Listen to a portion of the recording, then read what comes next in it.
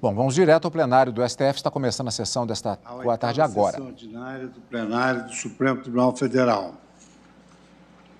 Iniciaremos pela leitura da ata da sessão anterior.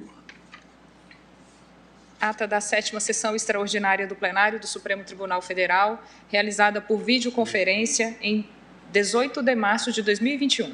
Presidência do senhor ministro Luiz Fux. Presentes à sessão os senhores ministros Marco Aurélio, Gilmar Mendes, Ricardo Lewandowski, Carmen Lúcia, Dias Toffoli, Rosa Weber, Roberto Barroso, Edson Fachin, Alexandre de Moraes e Nunes Marques.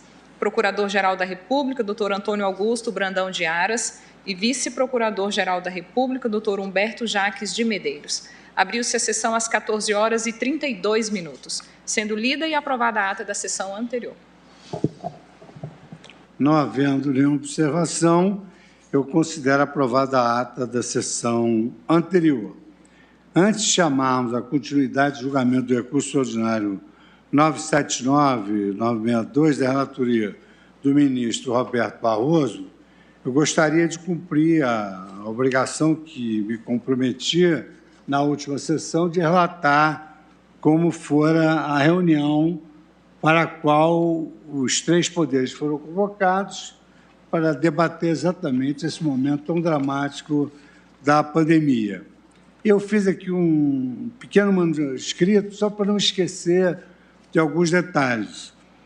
Então, hoje pela manhã, representante do Supremo Tribunal Federal, tivemos uma reunião com o presidente da República, presidente da Câmara do Senado, procurador-geral da República, presidente do Tribunal de Contas da União, todos os ministros de Estado do presidente da República, 6 governadores que ele convidou, e, no encontro, o presidente da República anunciou a criação de um comitê formado pelo governo federal, por governos estaduais e Congresso para ações de combate à pandemia.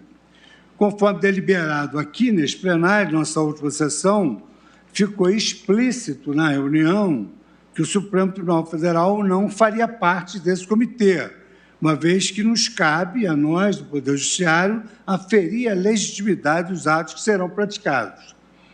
Eu explicitei em minha fala que o Supremo Tribunal Federal tem sido o guardião imediato da saúde do povo diante de centenas de decisões tomadas ao longo da pandemia, sempre observando a ciência. O novo ministro da Saúde, o doutor Marcelo Queiroga, foi apresentado no encontro e defendeu um esforço concentrado e harmônico para que as soluções não fossem politizadas. Eu lembrei em minha fala que essas soluções precisam respeitar o entendimento reiterado nesta Corte de que todos os entes da Federação têm competência concorrente para tomar medidas em suas localidades, mercê da coordenação nacional do Poder Central. Ficou também evidenciada a necessidade de uma coordenação de informações sobre as medidas para conter o vírus, a serem centralizadas pelo Ministério da Saúde, para que a população não tenha informações desencontradas. Houve, evidentemente, uma manifestação de que algumas liminares são proferidas por juízes sem levar em conta a capacidade estrutural dos estados, como, por exemplo, a liminar determinando a aquisição de 100 balões, de 100 balas de oxigênio, enfim, decisões que impõem ao secretário de Saúde algo que é absolutamente impossível de cumprir. Eu destaquei que, nesse ponto, mercê de assegurado autonomia e independência aos juízes, entendo que pode haver uma sensibilização maior por parte dos juízes sobre as consequências dessas liminares, e acho que esse papel pode ser muito bem feito pelo próprio CNJ, através de uma normativa. Por fim, eu afirmei ao grupo que consultaria a Corte sobre estratégias de redução da judicialização de eventuais medidas, já que as políticas públicas devem ser rápidas para serem eficazes no enfrentamento da doença. Então, aqui, basicamente, é o seguinte, eles formaram um comitê interpartidário, interdisciplinar, e esse comitê vai se reunir toda semana e adotar soluções urgentes. Então, eles alegam que, muitas vezes, há judicialização dessas soluções e de que maneira o Supremo poderia auxiliá-los para que não houvesse essa judicialização. Eu expliquei que no Brasil não há um controle prévio de constitucionalidade, mas que traria à Corte exatamente essa preocupação para que nós possamos pensar em algumas medidas que podem ser tomadas no sentido de avaliar essas soluções que sairão desses comitês. Num primeiro momento, nós não temos controle prévio de constitucionalidade e nem o Supremo é órgão de consulta. Mas eu imaginei também uma possibilidade de uma propositura imediata de ação declaratória de constitucionalidade e eles trazendo logo o problema para nós decidirmos rápido, ou então, eventualmente, uma ideia que surja dos eminentes pares. Então, isso aí nós temos um tempo para pensarmos, eles vão instalar o comitê amanhã, e aí nós podemos conversar, antes da sessão, na sessão administrativa, qual seria a colaboração mais eficaz do Poder Judiciário nesse sentido. Uma das possibilidades seria exatamente o Judiciário fazer um controle prévio dessas medidas para dar mais segurança a esse comitê, porque, na realidade, as soluções são urgentes. O Brasil está morrendo gente todo dia em número dobrado. Por exemplo, na segunda-feira morreram 1.500 pessoas, na terça-feira morreram 3.000 e poucas pessoas. Então, é preciso que haja uma agilidade, conciliar, quer dizer, o Judiciário vai ter que fazer algo que, às vezes, é humanamente difícil, fazer bem e depressa, que é agilizar uma solução judicial, avaliar essas medidas do comitê, sem prejuízo, evidentemente, do princípio da inafastabilidade, ou seja, do acesso à justiça por qualquer interessado. Então, eu trago apenas esse relato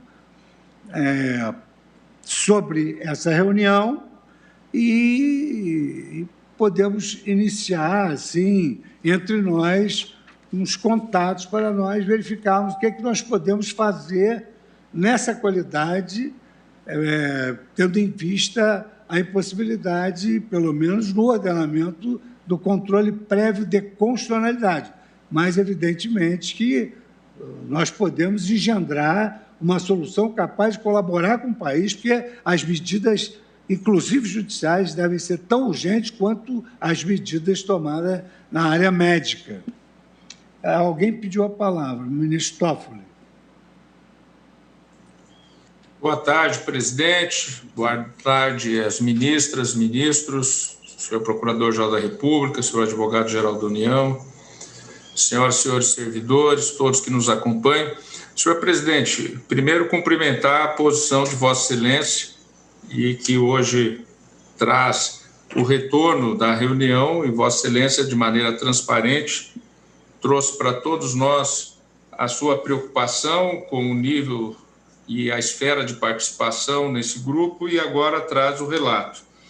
Diante da questão que Vossa Excelência coloca, a minha sugestão, senhor presidente, se me permite, seria Vossa Excelência indicar alguém do Conselho Nacional de Justiça, que é o braço administrativo e, portanto, não vinculado à jurisdição diretamente. A competência do Conselho Nacional de Justiça é uma competência administrativa, para participar desse comitê, desse grupo que se faz criar agora e sem comprometer a jurisdição, haja vista que o Conselho Nacional de Justiça tem uma função estritamente administrativa e correicional e não jurisdicional. Era essa a sugestão diante da abertura que Vossa Excelência nos deu.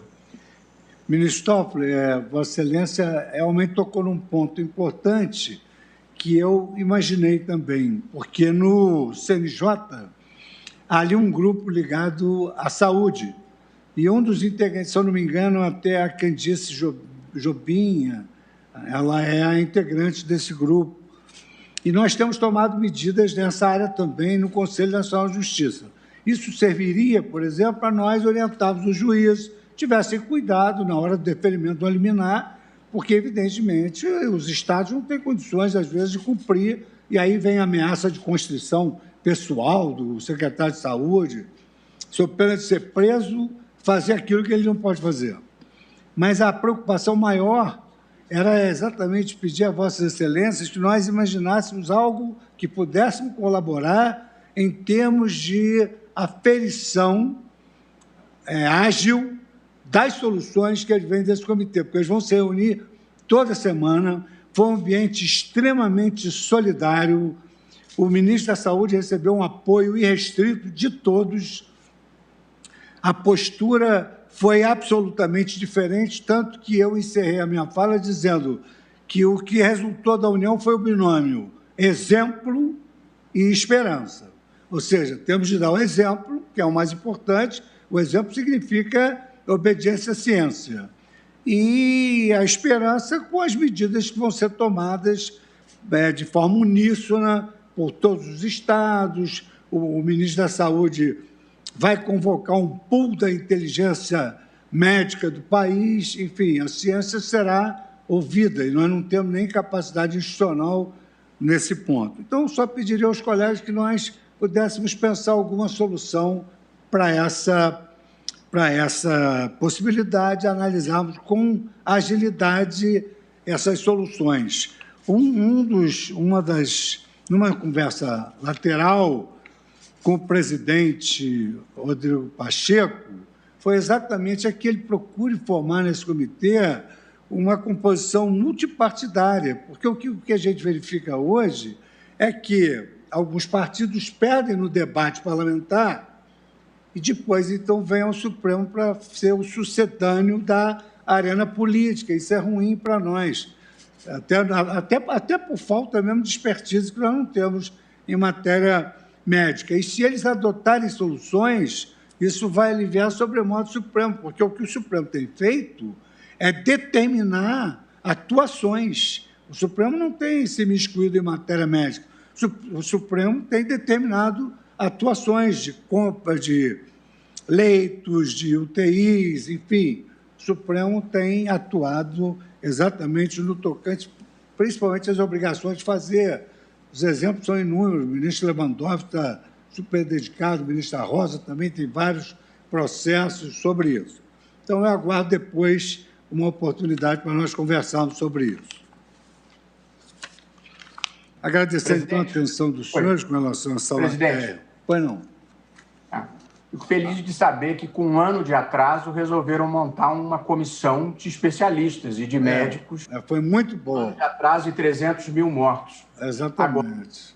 Agora, eu penso, presidente, acho que a sugestão do ministro Dias Toffoli é boa, de ter alguém do CNJ lá, mas, evidentemente, o Supremo não pode se comprometer previamente com coisa alguma. Salvo, eu penso, a celeridade máxima caso haja alguma impugnação. É essa visão que eu compartilharia com Vossa Excelência, mas creio que ela é o pensamento natural de todos. Porque eu deixei lá como recado, entendeu? Foi exatamente essa posição que eu deixei lá. Agora, a indicação de um membro do Conselho Nacional de Justiça, hoje mesmo eu providencio. Só vou comunicar ao presidente do comitê, que é o senador Rodrigo Pacheco, um homem muito ponderado, com boas razões, e o deputado Arthur Lira também se demonstrou um bom coadjuvante do presidente. Então, eu chamo a julgamento o recurso extraordinário 979. Presidente, pela ordem. Pois não, ministro a comunicação qual é, presidente? Ao presidente do Senado? Que eu vou indicar um membro do CNJ. Hein? Que eu vou indicar um membro do CNJ da área da saúde. Só há um problema, presidente. É que o CNJ é presidido pelo presidente do Supremo. Pois é, por isso acaba havendo envolvimento do próprio Supremo. Não, eu não vou me indicar. Eu vou indicar um grupo que há no CNJ que trata da saúde pública. Alguém desse grupo é que vai compor esse comitê para que o CNJ possa, eventualmente... A decisão é de Vossa Excelência, não é do colegiado? Não, a decisão é do CNJ. A decisão é do CNJ. Eu sei, mas não é do Supremo. O CNJ é um órgão muito harmônico. A gente consegue rapidamente, numa videoconferência... Não, nós do Supremo não estamos deliberando nada. Nada. Tá bem. Nada. Então, chama julgamento do recurso ordinário 979-962, da relatoria do ministro Roberto Barroso, só para relembrar, é o tema 1003 da repercussão geral, uma discussão relativa à constitucionalidade do artigo 273 do Código Penal para aqueles que importam medicamentos sem registro sanitário.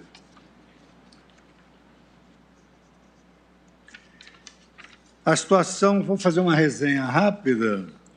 Após o voto do ministro Roberto Barroso, que negava provimento ao recurso extraordinário do Ministério Público e dava provimento parcial ao recurso de Paulo Roberto Pereira, no que foi acompanhado pelo ministro Nunes Marques, do voto do ministro Alexandre Moraes, que negava provimento ao recurso extraordinário do Ministério Público Federal e dava provimento ao recurso de Paulo Roberto Pereira, e do voto do ministro Edson Fachin, que dava parcial provimento ao recurso do Ministério Público Federal para afastar a operação de condenação de textos legais e dava provimento ao recurso de Paulo Roberto Pereira para declarar a sua absolvição, o julgamento foi suspenso. Até eu não li a tese que o ministro Fachin sugeriu, porque a tese é sempre submetida à apreciação final.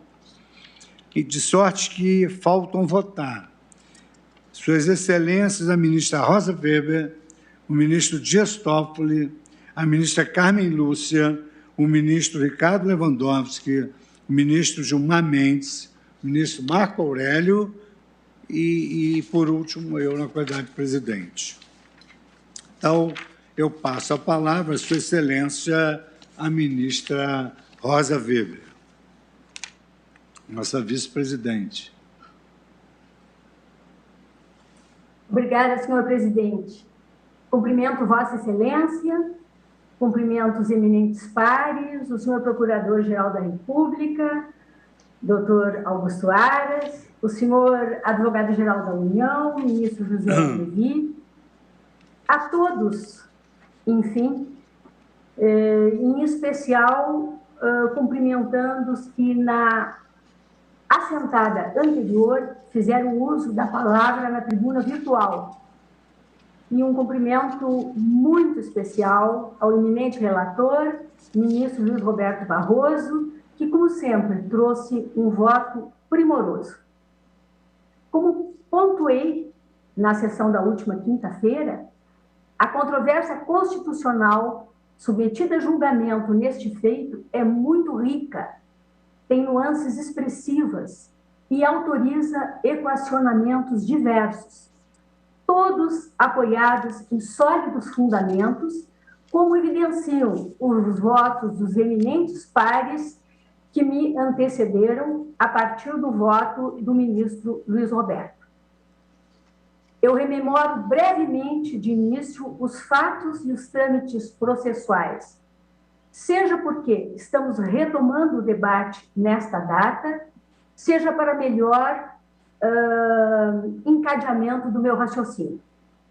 Trata-se de recursos extraordinários, fundado no artigo 102, inciso 3, a linha A da nossa Constituição, interpostos pelo Ministério Público Federal e pelo réu contra acórdão da 8ª turma do Tribunal Regional Federal da 4ª Região, que, adotando parâmetros estabelecidos pela Corte Especial daquela casa, ao julgamento da admissão de inconstitucionalidade, cujo número eu me eximo de anunciar, tão grande é, declarou incidentalmente a inconstitucionalidade do preceito secundário incidente sobre a conduta tipificada no inciso 1 do parágrafo 1º, a linha B, do artigo 273 do Código Penal. E, em decorrência desta compreensão quanto à inconstitucionalidade do preceito secundário, deu parcial provimento ao recurso da acusação e negou provimento à apelação criminal do réu, condenando-o pela prática de crime contra a saúde pública, com aplicação do preceito secundário do artigo 33, caput, da Lei 11.343, de 2006, e, uma vez comprovada a transnacionalidade do delito, com a aplicação da causa de aumento prevista no artigo 41 da Lei 11.343, mantida ainda a aplicação da causa de diminuição da pena prevista no artigo 33, parágrafo 4º daquele diploma legal, na fração de 1/2 fixada na sentença. O Ministério Público Federal atuante em segundo grau de jurisdição recorreu do acórdão, invocando contrariedade ao disposto no inciso 39 do artigo 5º da Constituição, a tese, em síntese, de que o acórdão que aplica a pena do tráfico, no caso aplicou a pena do tráfico privilegiado, apesar de reconhecer a configuração do crime de importação de medicamentos falsos e sem registro na Anvisa, contraria o artigo 273 do Código Penal. A defesa do réu também argumenta que o acórdão recorrido não observou as normas constitucionais deste mesmo artigo 5º, inciso 39 da Constituição, para sustentar, contudo, a compreensão de que a Corte de Origem, ao declarar a inconstitucionalidade do artigo 273 do Código Penal e aplicar o preceito secundário do artigo 33, caput, da Lei 11.343, violou a legalidade estrita, na medida em que a melhor solução ao caso seria a aplicação dos efeitos repristinatórios à norma declarada inconstitucional. Em breve síntese, são esses os argumentos. Esta Suprema Corte reconheceu a existência de repercussão da questão constitucional suscitada, que hoje é objeto do tema 1003. Assim, senhores ministros, brevemente rememorado o caminho percorrido até aqui e bem delineada a controvérsia constitucional em suas confrontações fáticas e jurídicas nos magníficos votos que me antecederam, sintetizarei, senhor presidente, a minha declaração de voto em 3 pilares. Primeiro, a inconstitucionalidade da norma penal, impugnada. Segundo, a extensão e os efeitos da inconstitucionalidade. E terceiro, a solução do caso concreto. Tudo de forma muito breve, para permitir que todos se manifestem com tranquilidade. Quanto ao primeiro item, digo eu, senhor presidente, que o artigo 273 caput do Código Penal tipifica as condutas de falsificar, corromper, adulterar ou alterar produtos destinados a fins terapêuticos ou medicinais. Por outro lado, as ações humanas previstas no parágrafo 1º-B, que aqui nos importa, dizem com a importação o depósito destinado à comercialização e a comercialização em si de medicamentos que, não sendo falsificados, alterados ou adulterados, têm a sua comercialização proscrita em razão da falta de registro no órgão de vigilância sanitária competente. Referida norma foi editada, já se lembrou, como resposta do Congresso Nacional ao episódio que ficou conhecido como o escândalo das pílulas de farinha ou das pílulas de açúcar. O fato ocorreu em 1998, mesmo ano da promulgação da lei alteradora, quando um determinado laboratório, por erro operacional envolvendo o teste de máquinas embaladoras, liberou no mercado de consumo um lote de pílulas de teste com a embalagem de um anticoncepcional. E o resultado foi a gravidez não planejada de uma multiplicidade de consumidores. A legislação penal resultante desta reação congressual foi a Lei 9.677, de 2 de julho de 1988, que produziu alterações no Código Penal que no meu voto, na minha declaração de voto, eu reproduzo. A pena estipulada para o delito em questão é de 10 a 15 anos de reclusão. Além disso, a mesma legislação que criou esta figura delitiva fez incluir essa espécie criminosa no rol dos crimes hediondos. E eu aqui transcrevo o dispositivo pertinente da Lei 8.072 de 90, que é a Lei dos Crimes Hediondos. Não ignoro, senhor presidente, em absoluto, a gravidade das condutas capituladas na norma penal.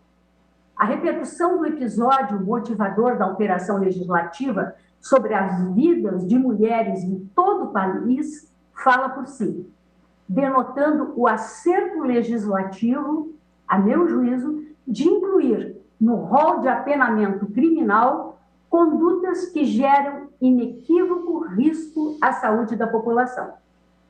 Quanto ao ponto, coloco-me de inteiro acordo com os enfáticos fundamentos do voto do eminente ministro Edson Fachin, que ensejaram reflexão, da minha parte, ainda mais atenta ao problema jurídico sobre o qual nos debruçamos.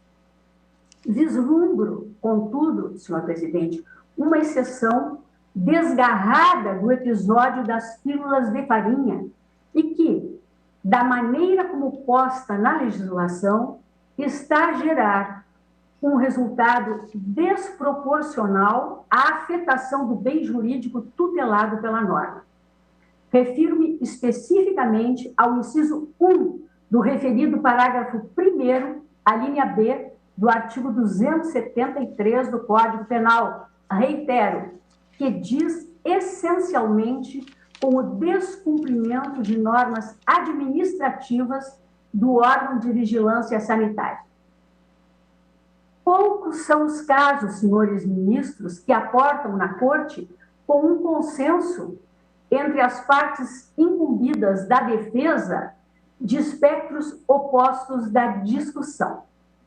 A desproporcionalidade do apenamento previsto nesta norma, entretanto, alcançou este resultado. Na última sessão, no dia 18 de março passado, marcaram posição neste sentido tanto o eminente Procurador-Geral da República quanto o Defensor Público Federal, Gustavo Zortea, que ocupou a tribuna virtual. De igual modo, os brilhantes votos que me precederam, embora divirjam quanto à extensão e às consequências jurídicas, eles convergem todos no sentido da inconstitucionalidade da norma incriminadora, da norma primária. Da norma secundária, da norma sancionatória.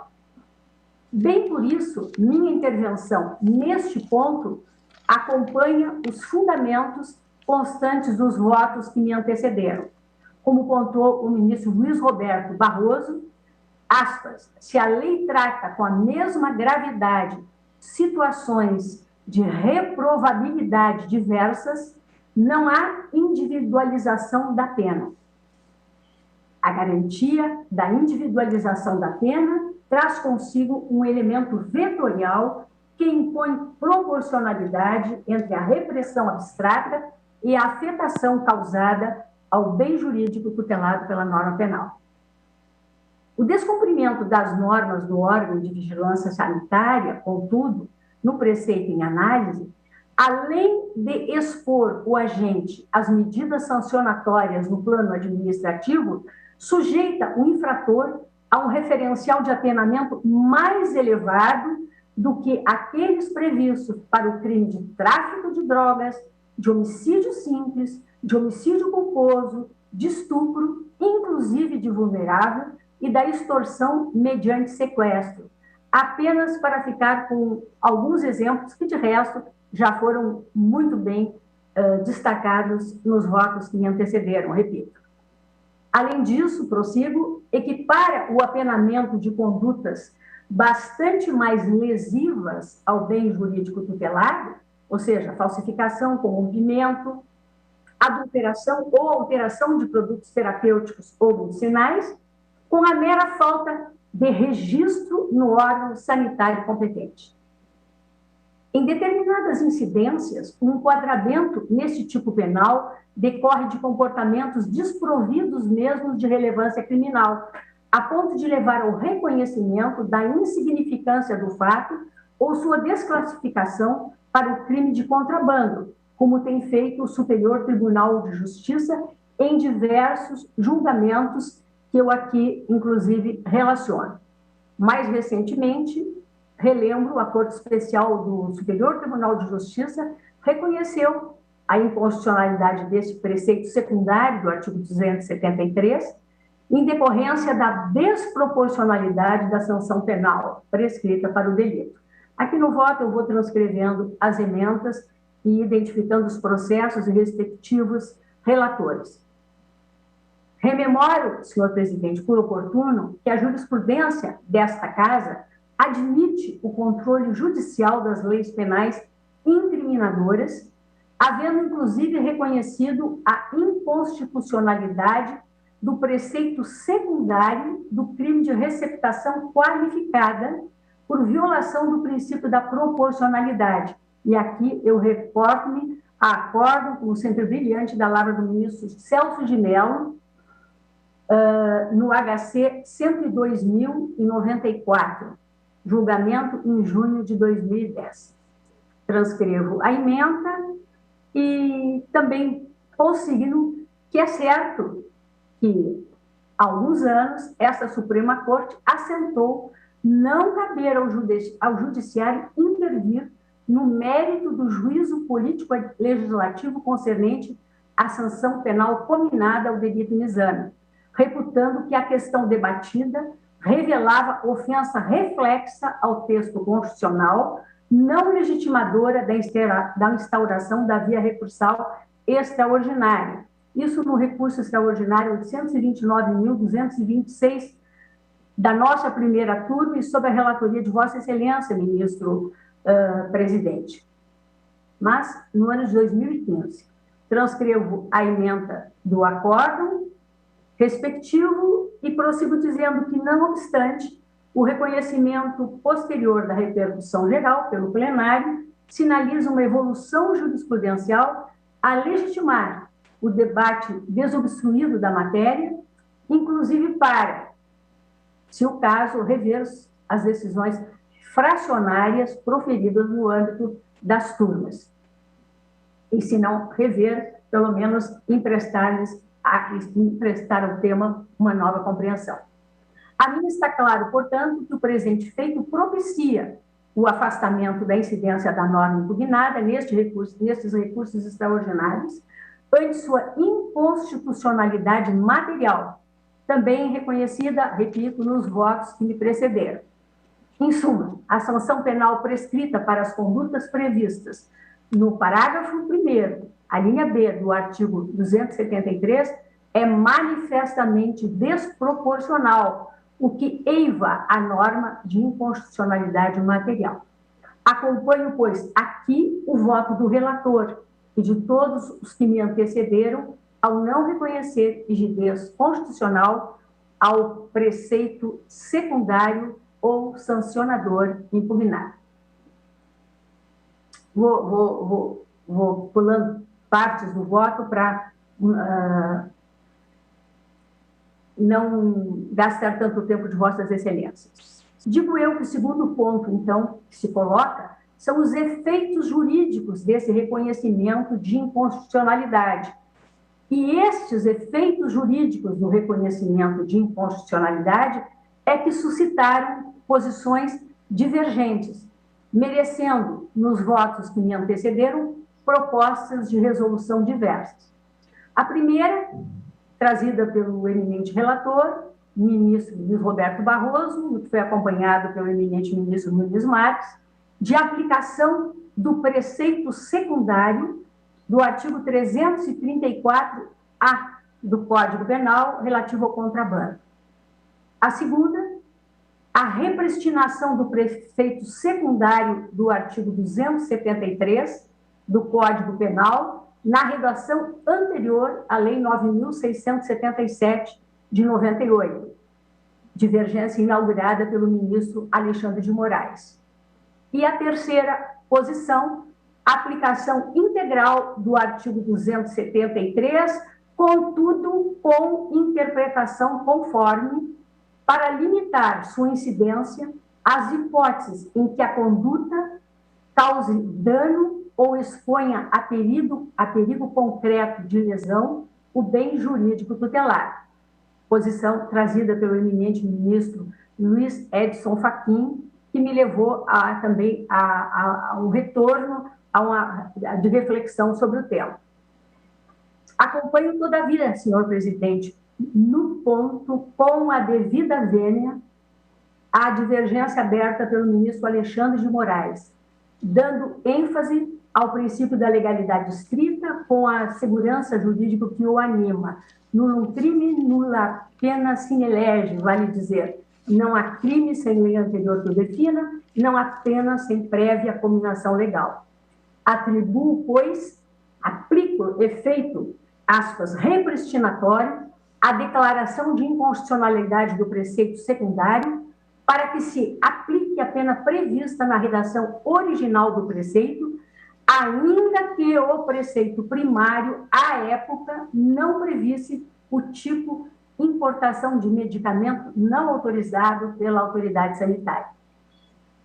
A respeitável proposição de interpretação conforme ao texto legal, né, limitando-lhe a incidência às hipóteses em que a conduta cause dano ou exponha a perigo concreto de lesão o bem jurídico tutelado, que muito me cativou quando a ouvi, com a devida vênia, reveste de considerável complexidade a execução da tarefa de identificar e extrair do perfil de condutas a dimensão que produza dano ou perigo concreto, o que, de certa forma, foi aventado, inclusive, pelo eminente ministro Luiz Edson Fachin, com a honestidade intelectual, a cultura e o brilho de sua excelência.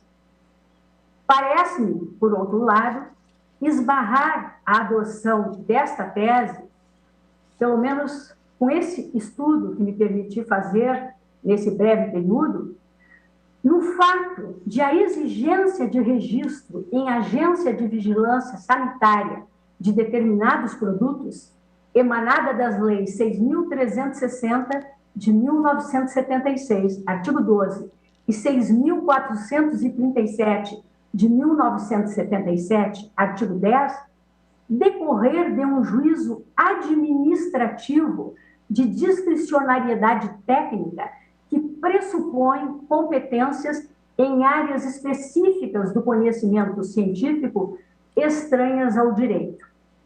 E deste juízo, decorrendo a conclusão de que os produtos listados nas normas têm potencial para causar algum tipo de dano, a impor a exigência de seu registro prévio em órgão técnico competente. Assim, concluo eu, se o dano é pressuposto, não me parece ser, com a devida vênia, a técnica de tipificação penal que elenca crimes de perigo abstrato desproporcional ao risco gerado. Dito de outro modo, o excesso, a meu ver, está no apenamento da conduta, ou seja, no preceito secundário, como já referi, e não na forma de sua tipificação penal, que é o preceito primário.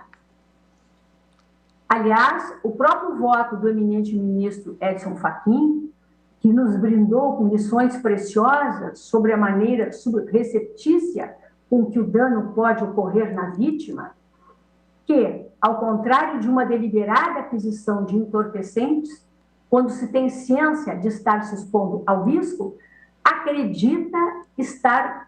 diz o voto, acredita estar perseguindo tratamento eficaz para algum mal que o aflige.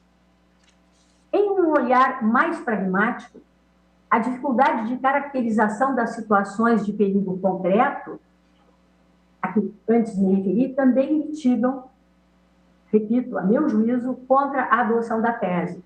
O resultado decorrente de sua admissão pode ensejar insegurança jurídica e aplicação anti-isonômica da norma penal. Além disso, a submissão à perícia técnica individualizada em cada um dos produtos terapêuticos ou medicamentos apreendidos em decorrência da incidência da norma penal pode revelar seu perigo concreto e, se assim for, ainda remanescerá ao julgador o dilema quanto ao elevadíssimo grau de apenamento.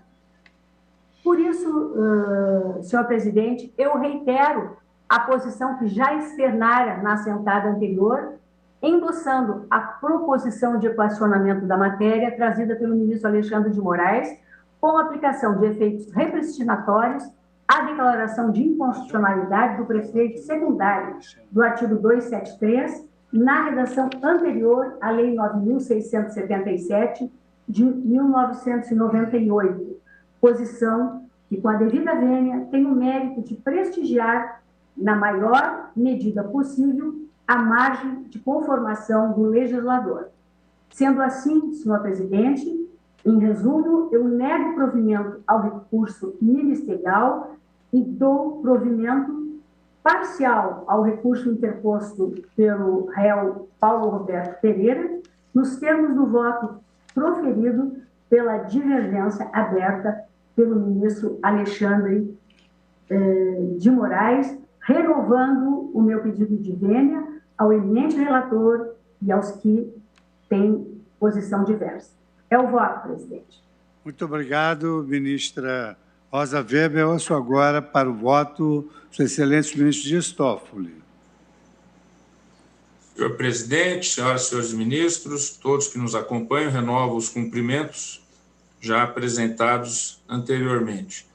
E, rapidamente, senhor presidente, reconhecendo que o tema é um tema que levaria a grandes discussões teóricas, mas do ponto de vista da resolução para uma Corte Constitucional para orientar 18 mil juízes pelo país, eu fico com a posição das três já colocadas, pedindo vênia ao ministro Luiz Roberto Barroso, relator, e ao ministro Luiz Edson Fachin, que também apresentou uma solução bastante engenhosa para acompanhar, assim como o fez agora há pouco a ministra Rosa Weber, o ministro Alexandre de Moraes, na divergência por ele apresentada. Subscrevo o voto de Sua Excelência. É como voto. Muito obrigado, ministro Dias Toffoli, pela presteza na votação. Passo agora a palavra a Sua Excelência, a ministra Carmen Lúcia, transmitindo minha boa tarde, que não estava no quadro no momento que eu abri. Ministra Carmen Lúcia, Vossa Excelência tem a palavra para o voto. Senhor presidente, senhora ministra Rosa Weber, senhores ministros, cumprimento todos na pessoa do eminente ministro Roberto Barroso, relator deste feito, que, como sempre, trouxe um voto primoroso, não apenas do ponto de vista da exposição, mas igualmente da proposta apresentada, senhor Procurador-Geral da República, senhores advogados, especialmente aqueles que assomaram à tribuna, cumprimento todos na pessoa do ministro José Levi. Senhor presidente, eu farei juntada de voto escrito e rapidamente também passo as considerações no sentido de que já há um consenso, pelo menos nos votos até aqui apresentados, sobre a inconstitucionalidade do parágrafo 1º B do artigo 273 do Código Penal, considerando a desproporcionalidade desta norma secundária, a norma que fixa a sanção para um comportamento que advém de uma mudança legislativa que se deveu exatamente às circunstâncias decorrentes do que foi apreendido num determinado momento, no caso já como repetido, desde a apresentação do voto do ministro relator, sobre uma circunstância que precisava de ser incriminada na visão do legislador e que o foi. Entretanto, parece-me que ficou clara que há uma desproporção entre a conduta tipificada como delito e a pena que foi fixada para esta conduta.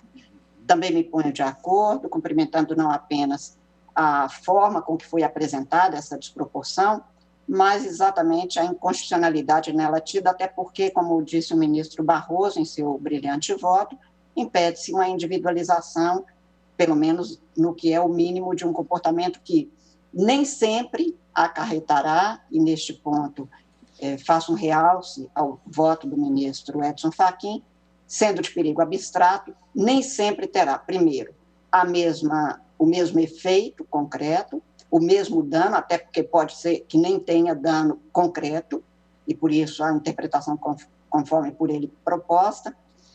Mas, senhor presidente, e com as vênias do ministro relator também, quanto à solução dada, e também fazendo coro à apresentação de sua excelência e dos que o acompanharam, que agora até aqui são todos, no sentido da inconstitucionalidade da norma tipificadora do crime, a solução dada à declaração de inconstitucionalidade deste parágrafo 1º-B não me parece consentânea com o crime com aquele especificado para o crime de contrabando, até porque o bem tutelado nos dois casos é diferente, como aqui também já foi exposto, e compreendendo perfeitamente que a busca de uma solução, neste caso, é que leva, a partir do caso concreto, a uma solução que seria mais consentânea com a finalidade buscada no sistema. Entretanto, como disse, reiterando as minhas vênias ao ministro relator, ao ministro Nunes Marques, que o acompanhou, e agora também ao ministro Edson Fachin, que apresentou algo que também, como agora acaba de dizer a ministra Rosa Weber, chamou a atenção pela proposta de uma interpretação conforme, eu concluo no sentido exatamente do que foi posto pelo ministro Alexandre de Moraes quanto à solução apresentada na repristinação do parágrafo da norma secundária, da norma que foi substituída ou sucedida por esta, porque ainda que não tivesse a tipificação desta conduta específica, a finalidade buscada, o enquadramento normativo parece-me o mais consentâneo. Sei bem que, em qualquer das situações, estaria sendo feita uma escolha por esse tribunal ao julgar, considerando a necessidade de, deixando o preceito primário, a ele ser direcionado um preceito secundário, porque não haveria realmente possibilidade de ser de outra forma. Então, aqui, na tentativa de salvar esta norma, que na tipificação do delito não parece inconstitucional realmente, a solução que me parece mais adequada é a repristinação da norma secundária, tal como proposto pelo ministro Alexandre de Moraes, com as vênias dos que pensam diferente. Apenas uma palavra, senhor presidente, quanto à proposta do ministro Edson Fachin, que me pareceu engenhosa e que, pela interpretação conforme, nos dispensaria de fazer esta escolha específica, que é o que estamos fazendo na construção desta decisão. É que, se todas as situações fáticas precisassem desta comprovação de perigo abstrato, também haveria a equivalência de situações diversas, o que, portanto, dificultaria, tornaria complexo, e acho que aí sim, com uma insegurança jurídica que é o oposto do que se pretende com a tipificação que foi feita pelo legislador. Por isso, senhor presidente, mais uma vez, reiterando os meus cumprimentos ao ministro relator, aos que o seguiram, ao ministro Edson Fachin, que fez uma proposta que me chamou também muito a atenção e sobre a qual estudei, até porque é uma parte da doutrina que considera até mesmo normas de perigo abstrato incompatíveis com o sistema constitucional brasileiro, mas ficando bem aquém, o ministro propõe essa interpretação conforme. Ainda assim, parece-me que o mais consentâneo com o sistema é a solução proposta pelo ministro Alexandre de Moraes, tal como trago em meu voto, e, portanto, eu nego provimento ao recurso interposto pelo Ministério Público e dou provimento parcial ao recurso da parte, exatamente nos termos do que aqui já foi apresentado pelo ministro Alexandre de Moraes. É como voto, senhor presidente. Muito obrigado, ministra Carmen Lúcia. Vossa Excelência, então, acompanha o ministro Alexandre de Moraes. Como vota Vossa Excelência, ministro Ricardo Lewandowski?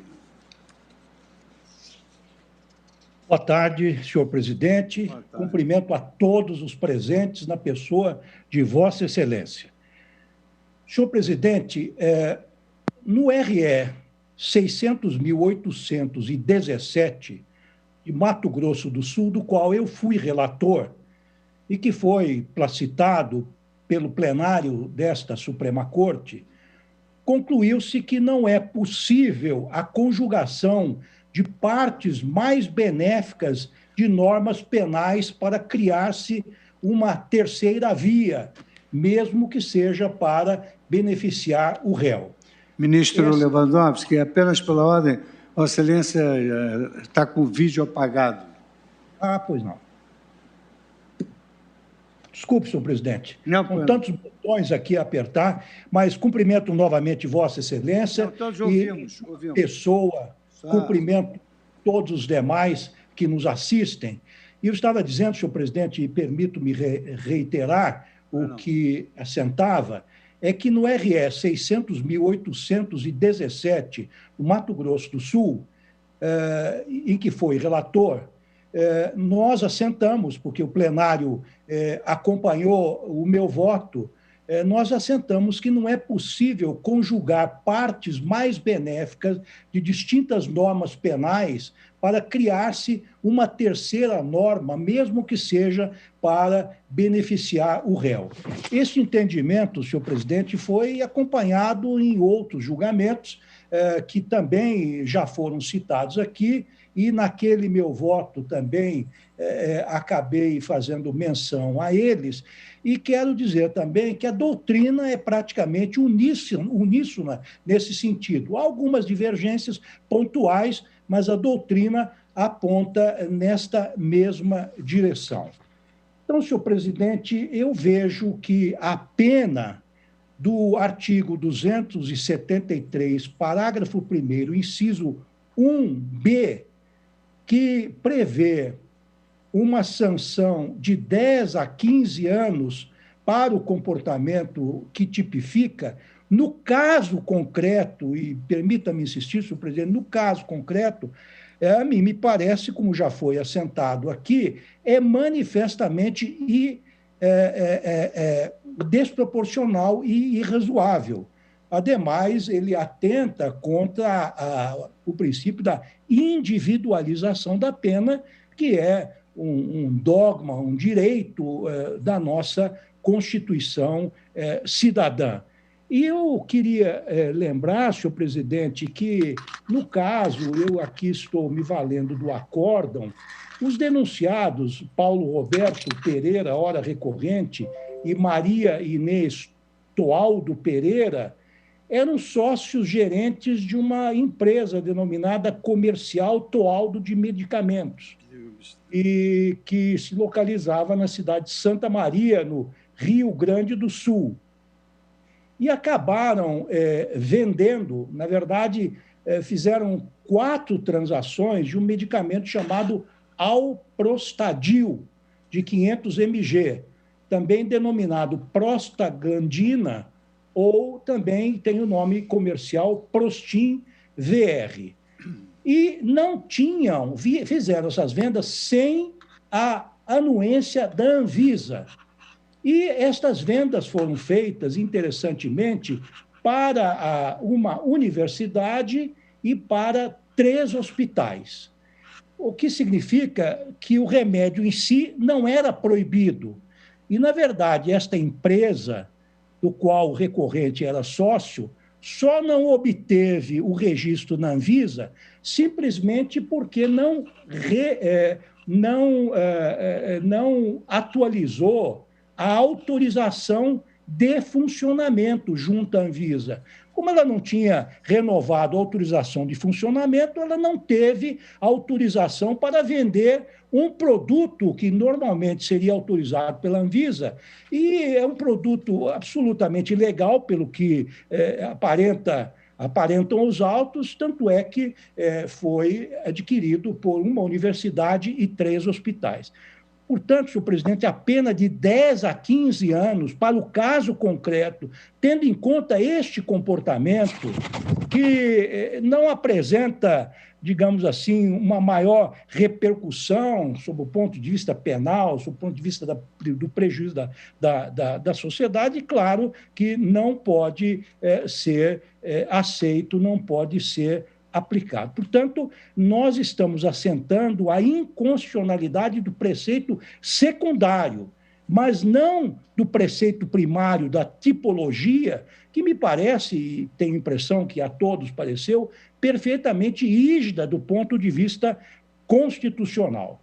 O ministro Luiz Roberto Barroso, de maneira bastante engenhosa, propôs a aplicação do preceito secundário do artigo 334, 334-A do Código Penal, que diz respeito a contrabando. Já o ministro Alexandre de Moraes defende que a hipótese ou a técnica da repristinação, de maneira que seja aplicada o preceito secundário, a redação original do artigo 273 do Código Penal, levando a uma pena de 1 a 3 anos. A isso, presidente, eu queria, desde logo, dizer, com a devida vênia do relator, ministro Barroso, e mesmo do ministro Fachin, que me alinho com o ministro Alexandre de Moraes na tese da repristinação.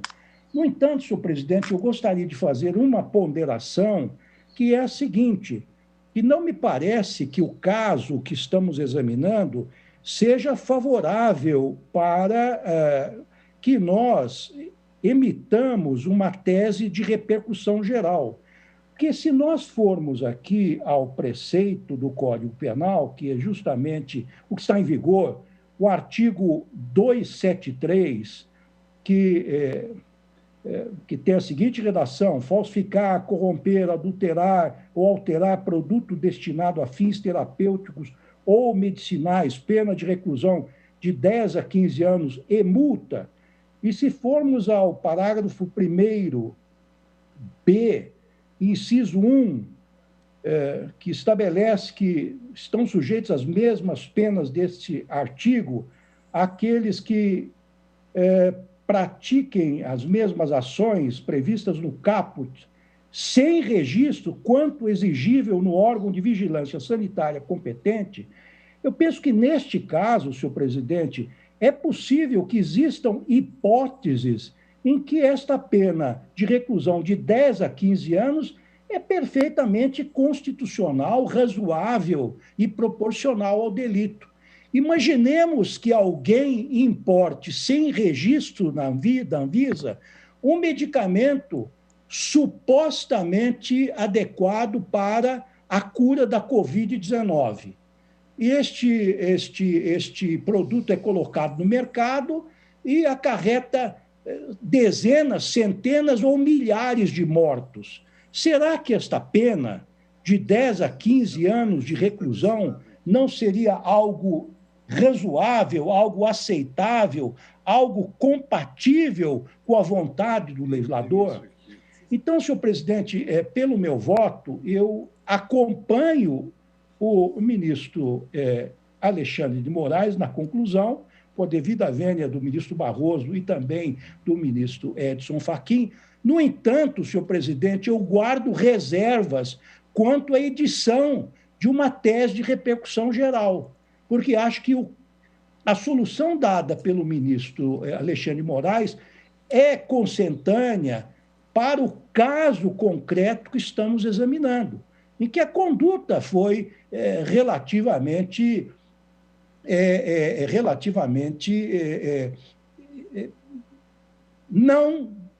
não perigosa, ou seja, porque não causou danos à sociedade de maneira atrair essa gravíssima pena de 10 a 15 anos. Então, senhor presidente, acompanhando o ministro Alexandre de Moraes, eu quero guardar reservas, vou refletir sobre o assunto até o final da sessão, no sentido de não placitar a tese de maneira a que ela não se preste a solucionar todos os casos daqui por diante. É como voto, senhor presidente.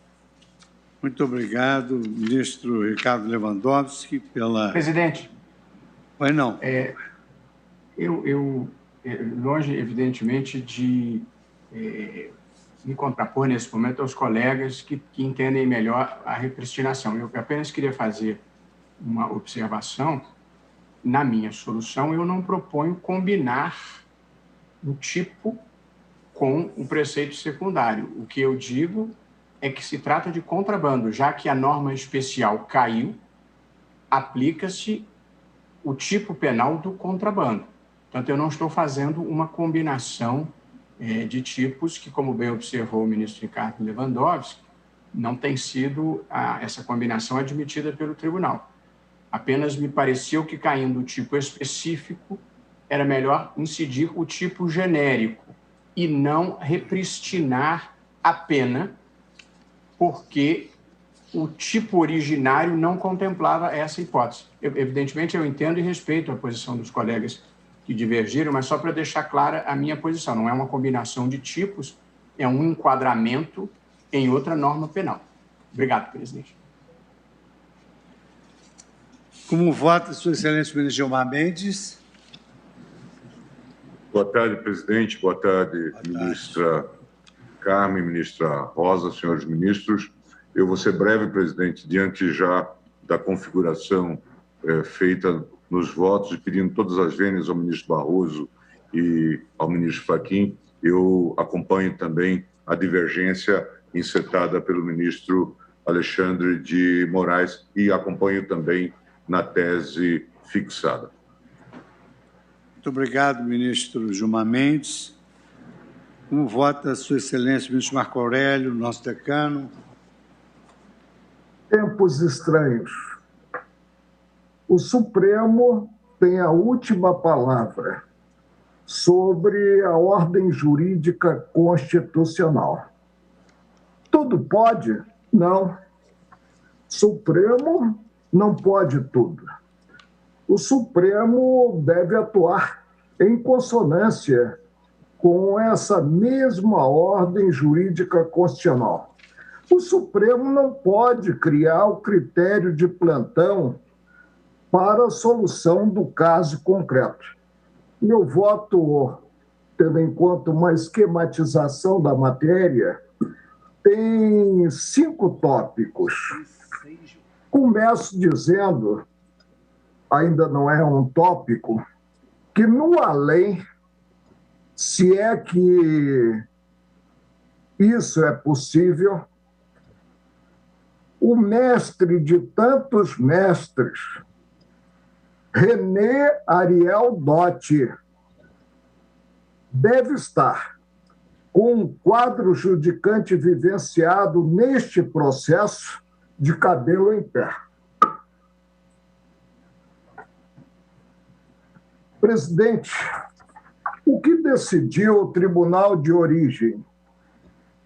Decidiu da seguinte forma: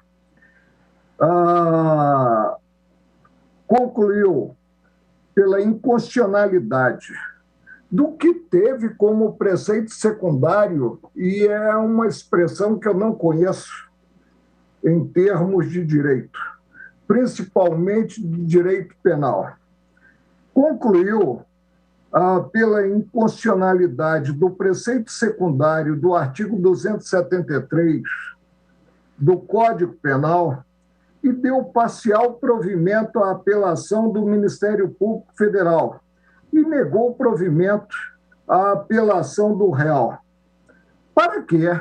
Para condenar o réu pela prática do delito tipificado no artigo 273, parágrafo 1º, B, 1, 3 e 5 do Código Penal, Com a aplicação, aqui é que está o paradoxo, com a aplicação da causa com a aplicação do preceito secundário do artigo 33.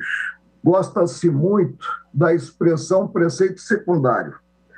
Do artigo 33, cabeça da Lei 11.343 de 2006, comprovada a transnacionalidade do delito, observou a causa de aumento da pena prevista na Lei de Drogas, no artigo 40, inciso 1, da Lei 11.343 de 2006, e manteve a de diminuição prevista no parágrafo 4º do artigo 33 dessa lei, na fração de metade, fixada na sentença.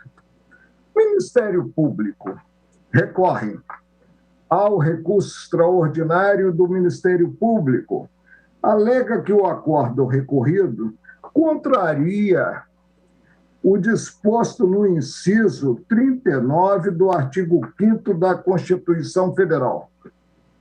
O que sustenta? Sustenta, em síntese, que o acórdão que aplica pena do tráfico, apesar de reconhecer a configuração do crime de importação de medicamentos falsos e sem registro, contraria o artigo 273 do Código Penal e evoca, nas razões recursais, o inciso, repito, 39 do artigo 5º. O réu também interpôs extraordinário e veio articular com o mesmo preceito constitucional. O sistema parece que não fecha. Ou seja, o preceito constitucional atenderia a um só tempo o Ministério Público, Estado acusador, e o réu, o acusado. Entende que o TRF da 4ª Região, ao declarar a inconstitucionalidade do artigo 273 do Código Penal e aplicar o preceito secundário do artigo 33, agora eu tenho que tirar para o ímpar para ver qual é o secundário, se é o 273 do Código Penal ou 33 da Lei de Drogas. Há um empate aqui na visão atécnica, que o artigo 33, cabeça da Lei 11.343, de 2006, violou a legalidade estrita a que está submetido o direito penal, ninguém tem dúvida quanto a isso. Não há crime sem lei que o defina, nem pena sem prévia combinação legal. Na medida em que melhor solução ao caso seria a aplicação dos efeitos repristinatórios à norma declarada inconstitucional. Em primeiro lugar, presidente, há de conhecer-se o recurso. Há de conhecer-se ambos os recursos, porque estão enquadrados na linha B do inciso 3 do artigo 102 da Constituição Federal, no que na origem se declarou conflitante com a lei maior, com a Constituição Federal, o 273 do Código Penal. Presidente, primeiro tópico do meu voto, acredito na impessoalidade do Ministério Público. Houve um parecer escrito no processo da doutora Cláudia, sempre lembrada, Cláudia Sampaio Marques. E veio à balha um parecer oral na sessão de julgamento do Procurador-Geral da República. Em que sentido? No sentido de endossar o pronunciamento do Ministério Público Federal na voz da doutora Cláudia? Não. No sentido da cassação. E aqui vejo a cassação com C cedilha e não com 2 S. Do parecer escrito. Mas paciência, como eu disse, os tempos são estranhos. Presidente, já suplantei a problemática do conhecimento e registro que ambas as partes, registro mais uma vez, evocam base para os recursos interpostos no inciso 39 do artigo 5º da Constituição Federal. Não posso, presidente, adotar o entendimento do par ou ímpar próprio às crianças, nem o entendimento também próprio às crianças do unidunité, Salomé Mingué. Uma coisa ou outra, ou o inciso é base para o recurso do Ministério Público, já que versa uma única coisa, ou é base para o recurso do réu.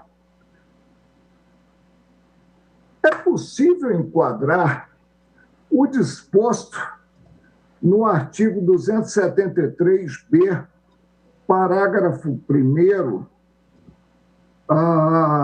da Constituição Federal, com um preceito secundário?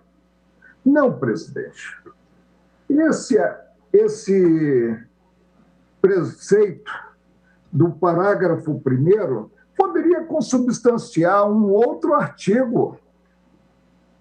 Por que digo isso?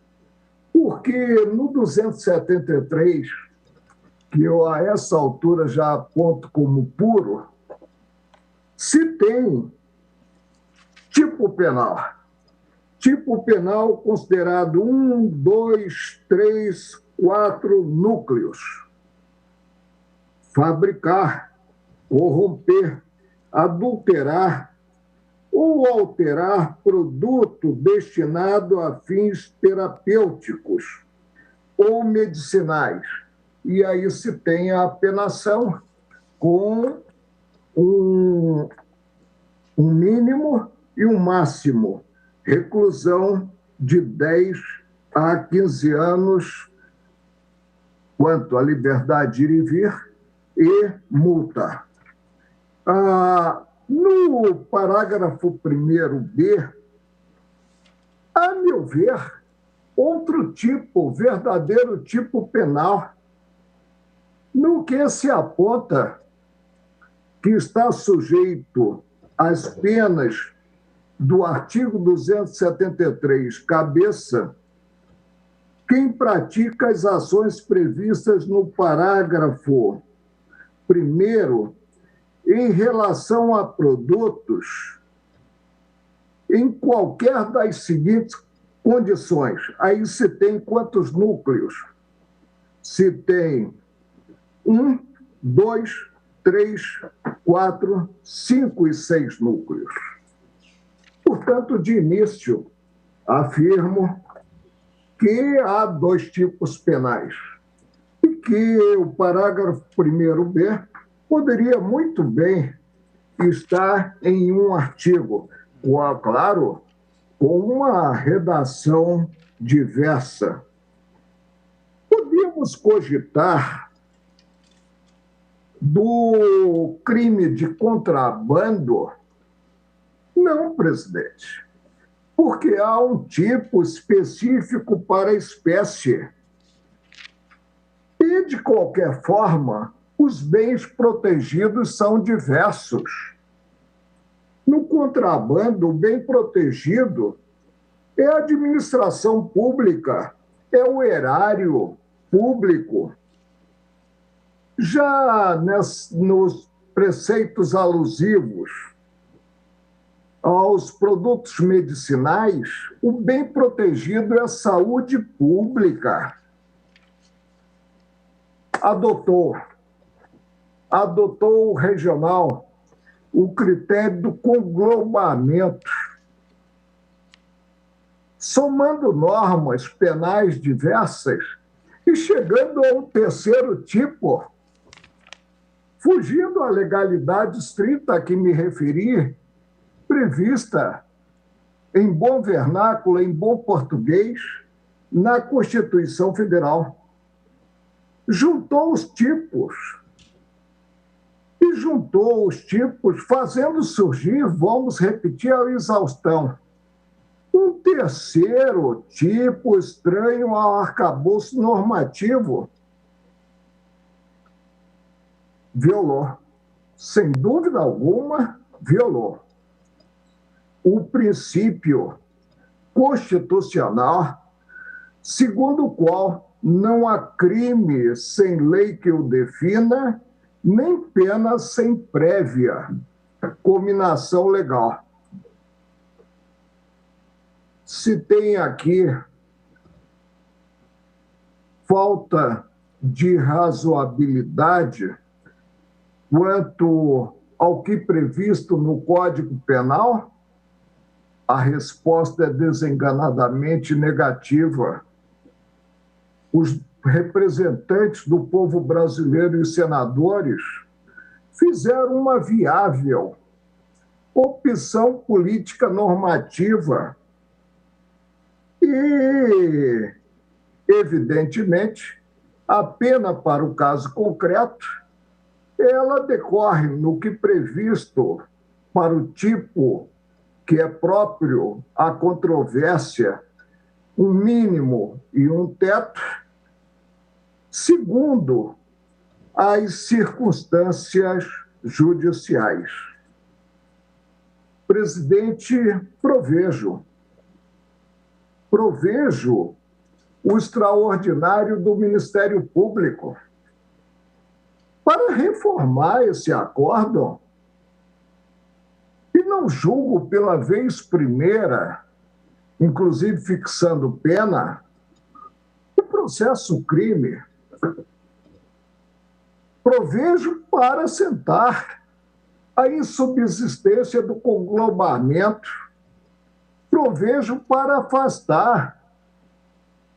E não sei qual seria o conflito com a Constituição Federal do 273, B, parágrafo 1º-B, para afastar, é preciso afastar a inconstitucionalidade desse preceito.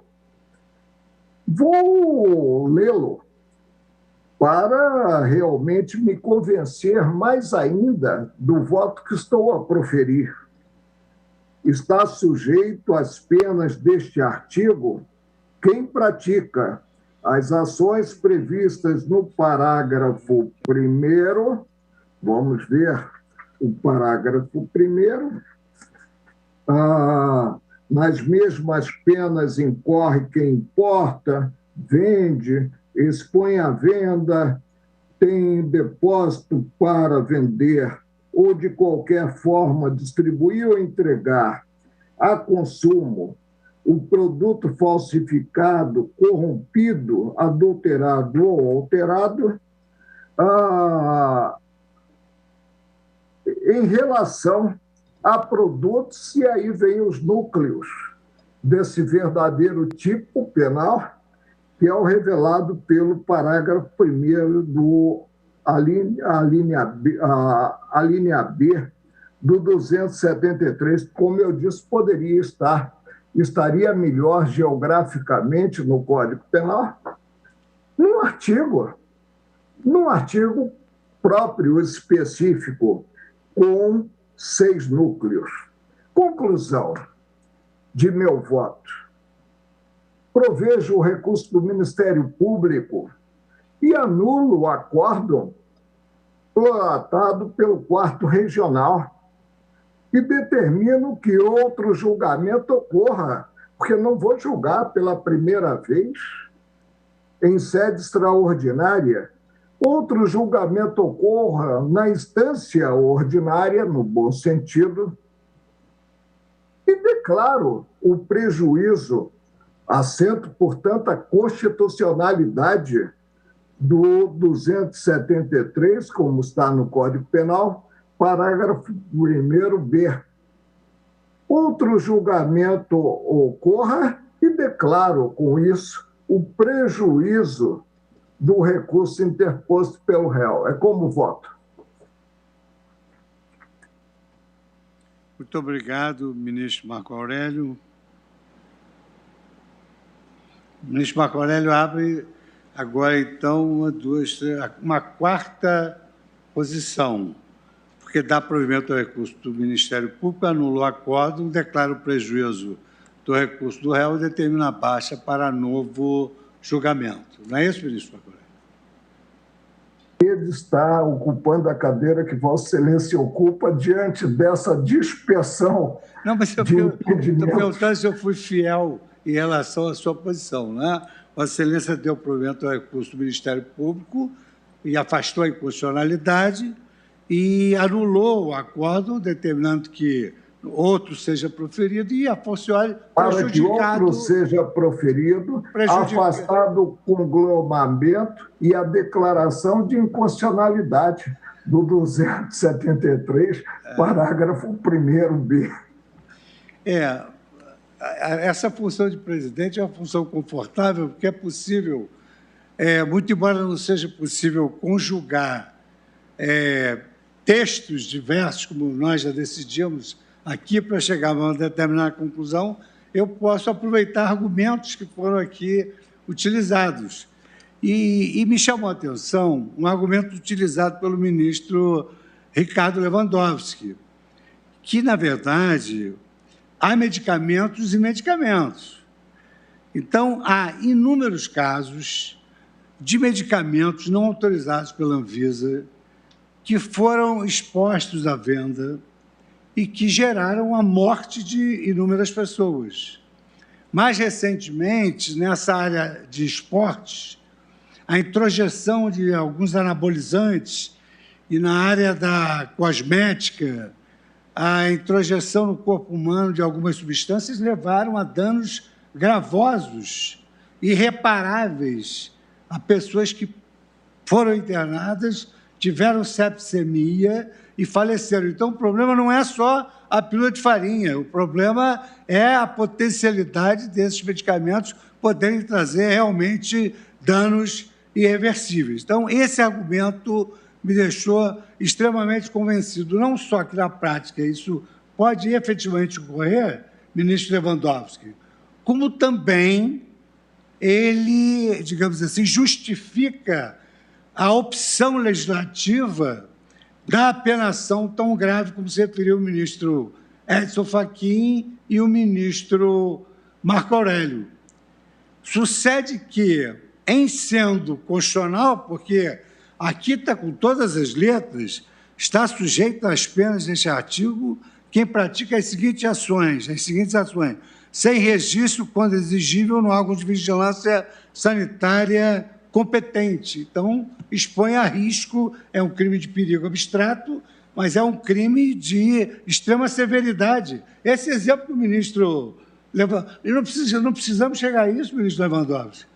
É comprovado que o surgimento daquela pílula do câncer levou à morte de inúmeras pessoas, inclusive um famoso locutor esportivo da televisão brasileira que abandonou o tratamento convencional e passou a tomar essa pílula de cura do câncer e morreu.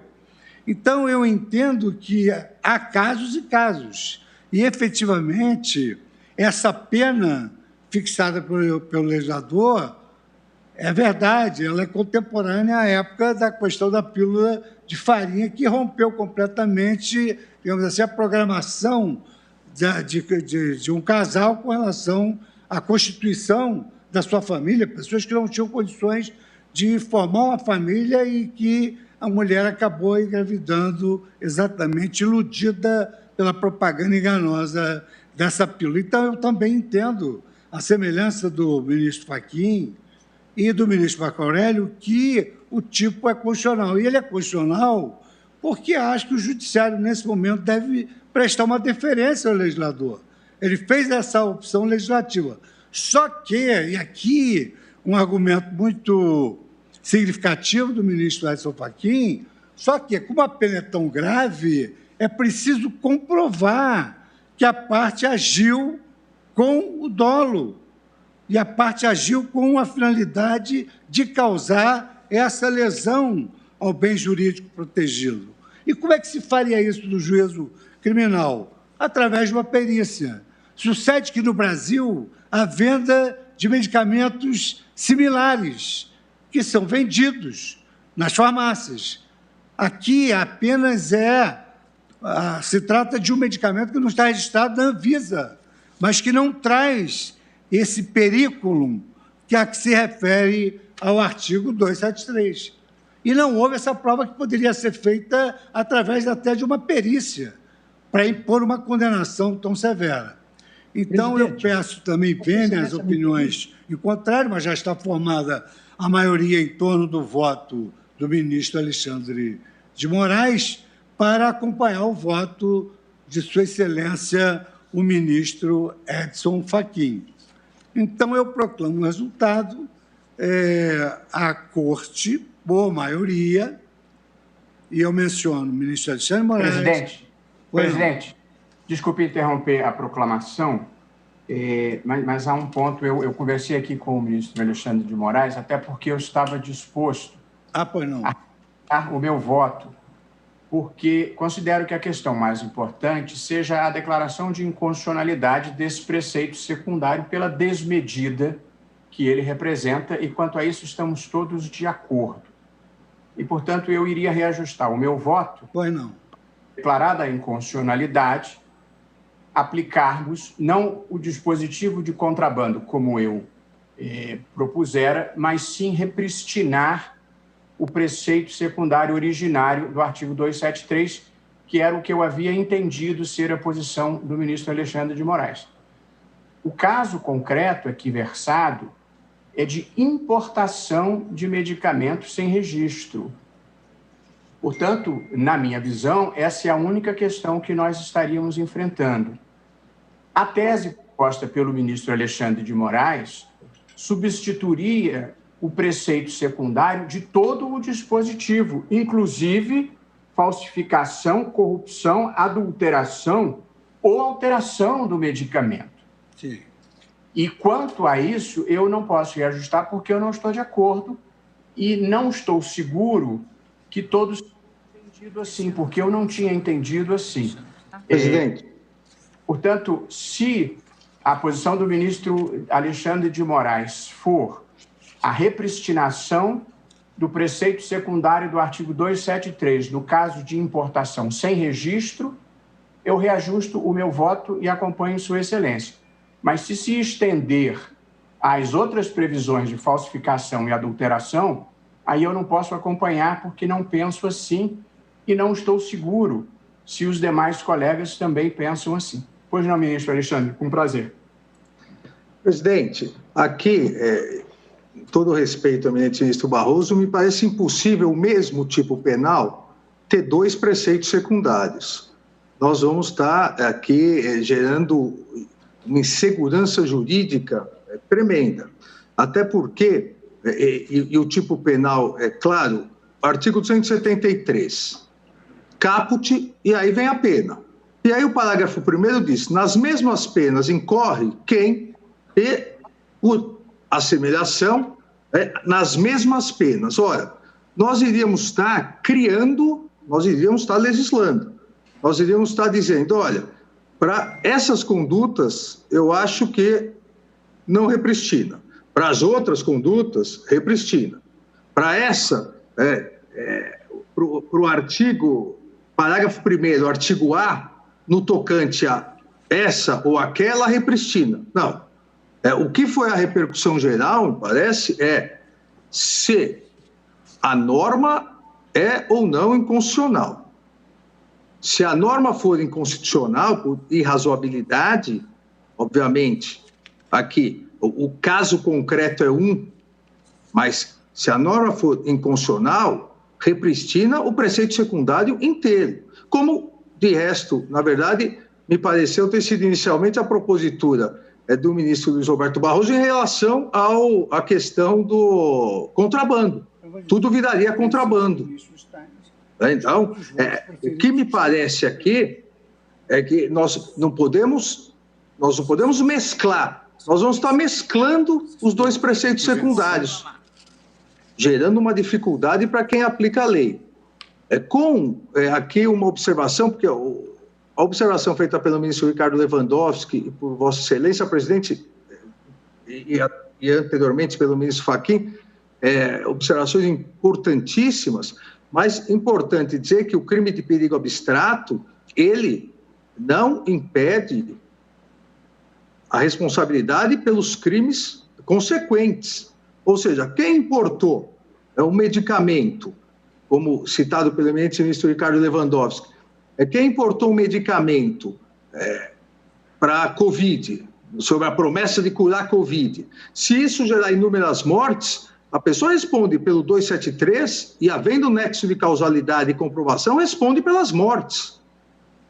Então, a gravidade da conduta, ela vai ser analisada caso a caso. Então, entendendo... Vossa Excelência me permite... Lógico, mas Vossa Excelência, por favor. Mas há os que entendem que, na análise penal, devemos aplicar a teoria da ação finalista e o princípio da consunção. Quer dizer, qual foi o objetivo do autor do presidente? Crime? Essa aqui é...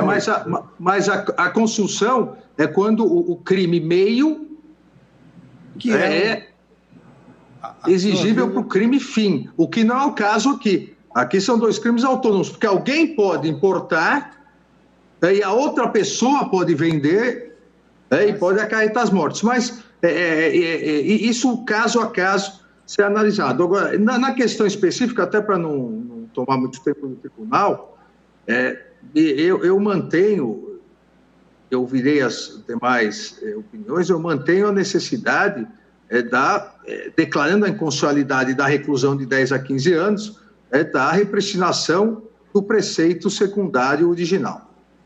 Presidente, me permita um minutinho. Vou dar a palavra assim, na ordem de que pediram. Ministro Barroso, depois dou a palavra a Vossa Excelência. Ministro Ricardo Lewandowski, eu peço especial atenção dos colegas, porque acho que é gravíssima a consequência que nós estaremos acarretando aqui.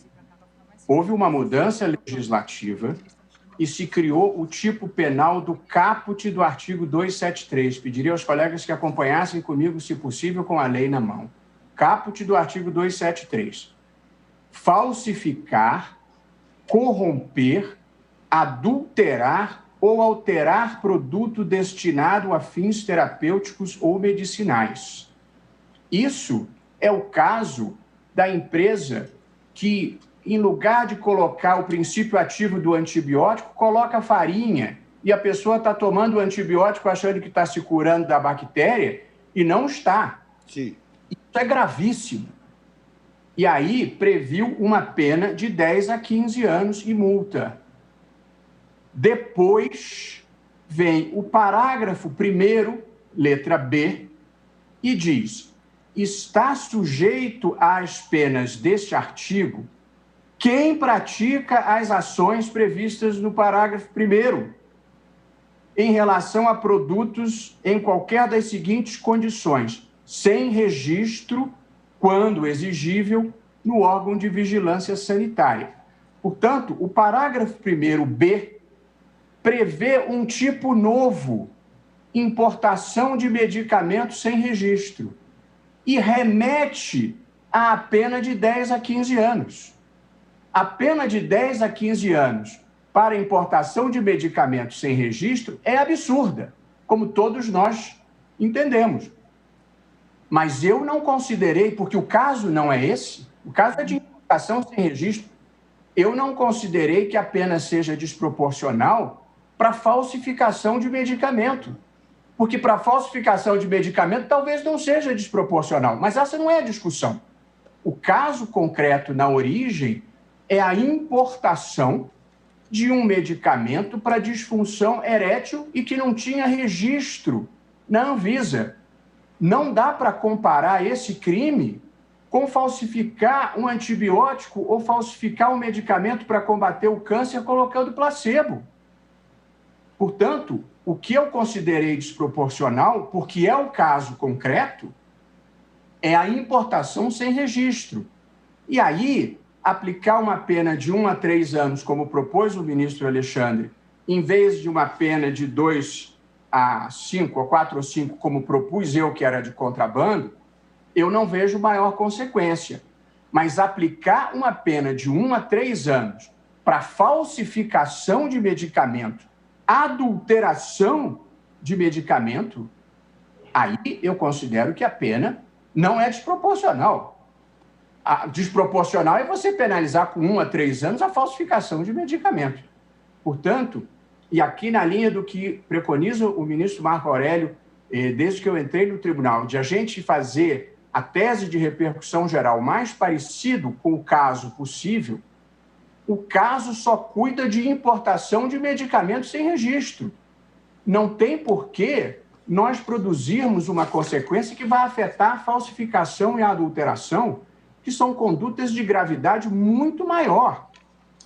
E aqui, quando a lei concentra falsificação, corrupção, adulteração e abaixo importação, é por técnica legislativa, mas, na verdade, você tem um tipo para cada um. Um tipo para falsificação, um tipo para adulteração. Portanto, eu não acho que a gente esteja criando direito. Nós estamos apenas dizendo que, em relação a esse tipo, importação de medicamentos sem registro, se aplica a pena repristinada, na sugestão do ministro Alexandre. Mas eu não estou votando para repristinar a pena de 1 a 3 anos para adulteração e falsificação de medicamento, porque não acho que ela seja desproporcional para este caso, mas eu nem discuti se é proporcional ou não, simplesmente porque o caso só cuida de importação de medicamento. Eu, honesto e sinceramente, consideraria um absurdo nós aplicarmos uma pena apenas de 1 a 3 anos, ou seja, com a possibilidade de substituição da pena para quem falsifica um antibiótico, para quem falsifica um medicamento para câncer ou quem faz uma mulher engravidar porque a pílula é seco. Portanto, eu cingi o meu voto à questão da importação de medicamentos sem registro, porque acho que esta era a hipótese. Quanto a essa hipótese, eu estou pronto para aquecer com a maioria e reajustar o meu voto para repristinar o preceito secundário do 270. Agora, quanto à falsificação, falsificar, corromper, adulterar ou alterar produto terapêutico ou medicinal, eu não avaliei a desproporcionalidade quanto a essas hipóteses, até Sim. porque talvez não ache que seja desproporcional. Portanto, eu entendi que os colegas estavam concordando com a inconstitucionalidade do preceito secundário para a importação de medicamentos sem registro e repristinando o preceito secundário para este delito. Não me pareceu que os colegas achassem que também os delitos de adulteração e falsificação tivessem a pena desproporcional, porque esse não era o caso. E isso não foi debatido. Então, para cingir a tese de repercussão geral ao caso concreto, ela só pode se referir à importação de medicamentos sem registro e não à adulteração, porque isso não estava em discussão, presidente. Essa é a posição que eu gostaria de expor. Bom, o ministro Lewandowski.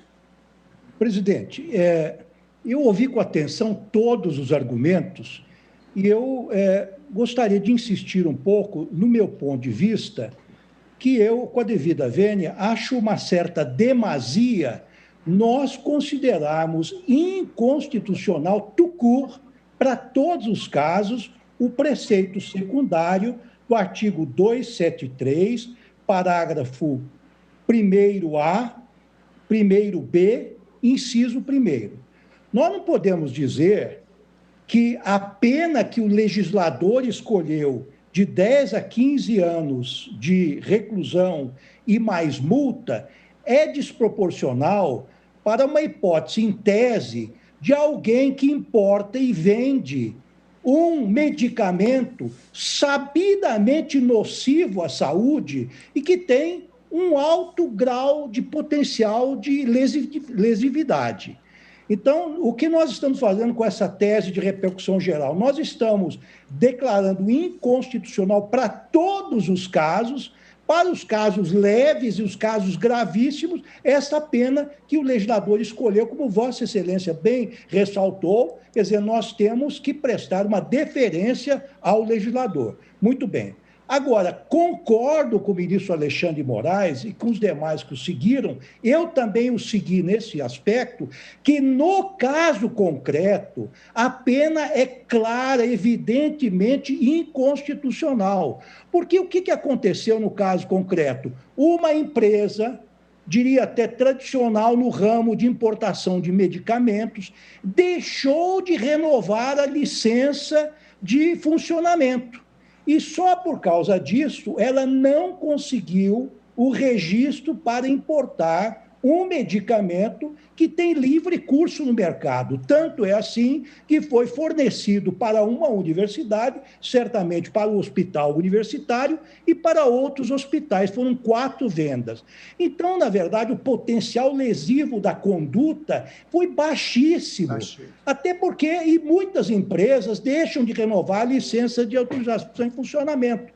Seja na prefeitura, e é possível que, no caso concreto, uma empresa que importe medicamentos precisa também renovar essa autorização para funcionamento da Anvisa. Este que foi, digamos assim, o pecado, a ilegalidade cometida pelo recorrente, que é um dos sócios da empresa no caso. Então, eu penso que, examinando o caso concreto, como nós fazemos num RE e como faríamos em qualquer outro RE, nós temos que assentar a desproporcionalidade da pena. Como o comportamento se enquadra, sim, no tipo penal, mas a pena é inconstitucional, claramente inconstitucional, por ser desproporcional, eu penso que a solução proposta pelo ministro Alexandre de Moraes foi extremamente engenhosa. Então, neste caso, se promove uma repristinação, aplica-se a pena original, porque a conduta criminosa não pode ficar sem sanção. Mas se nós estendemos isso para todos os casos futuros, eu penso com devida vênia que a sociedade ficará desprotegida. E nós vamos afrontar o legislador que legitimamente fixou essa pena diante, enfim, de considerações que ele houve por bem fazer. Então, senhor presidente, no caso concreto, eu estou acompanhando com a devida vênia o ministro Alexandre de Moraes e agora também o ministro Barroso, mas guardo reservas, senhor presidente, com relação à tese de repercussão geral, por causa do efeito que tem. Mas vou aguardar o que a maioria vai decidir. Bueno, presidente. O ministro Alexandre de Moraes pediu a palavra. Obrigado, presidente. Presidente, eu ouvi as ponderações do ministro Ricardo Lewandowski, antes do ministro Luiz Roberto Barroso, e levando em conta que nós estamos realmente em repercussão geral, e toda a discussão, inclusive o meu voto, toda a discussão nós levamos em conta a conduta específica, que é um dos núcleos do tipo penal, e que essa repercussão geral realmente, se vem um caso, como dito pelo ministro Ricardo e depois também pelo ministro Luiz Roberto Barroso, pode chegar um outro caso ao Supremo Tribunal Federal em que não haja uma desproporcionalidade.